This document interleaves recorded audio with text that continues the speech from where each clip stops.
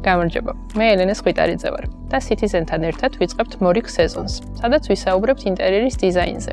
შევეცდებით მოგცეთ ძირითადი თეორიული და პრაქტიკული რჩევები.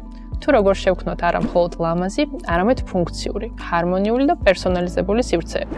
ინტერიერის დიზაინი არ არის მხოლოდ ავეჯის ან კედლის სფერის შერჩევა.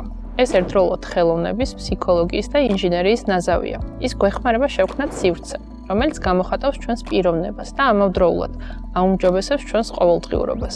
იმისთვის, რომ ინტერიერის დაგეგმა უფრო მარტივ და კომფორტულ პროცესად იქცეს, მინდა გაგაცნოთ ერთ-ერთი ყველაზე საჭირო ინსტრუმენტი. ეს ინსტრუმენტი ინტერიერის ბრიფია, იგივე დავალება. ბრიფი არ არის მხოლოდ პროფესიონალ დიზაინერთან მისასვლელი დოკუმენტი. ეს არის თქვენი პირადი მგზავრობაც, რომელიც დაგეხმარებათ გაერკვეთ საკუთარ სურვილებსა და საჭიროებებში.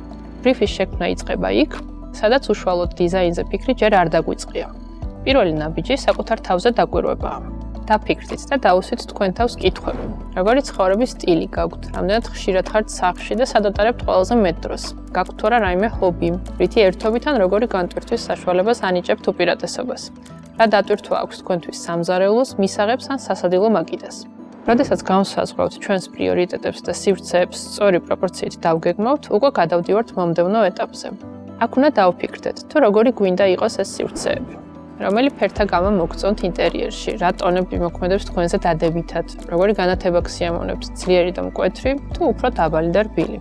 რომელი სტილი გიზიდავთ ყველაზე მეტად, მინიმალისტური, სკანდინავიური, ან იქნებ ჯაპანდი. რომ შევაჯამოთ, დიზაინი არ არის მხოლოდ ლამაზი სივრცე. ეს არის თქვენი შინაგანი სამყაროს ინტერპრეტაცია ნივთებში, ფერებში და განლაგებაში. ბრიფი კი კარგი ხელსაწყოა, რომელიც მიგიყვანთ ეფექტურ გადაწყვეტილებამდე. დაიწყეთ დაკვირვებით. ყველაფერი სწორედ აქედან იწყება. წარმატებები.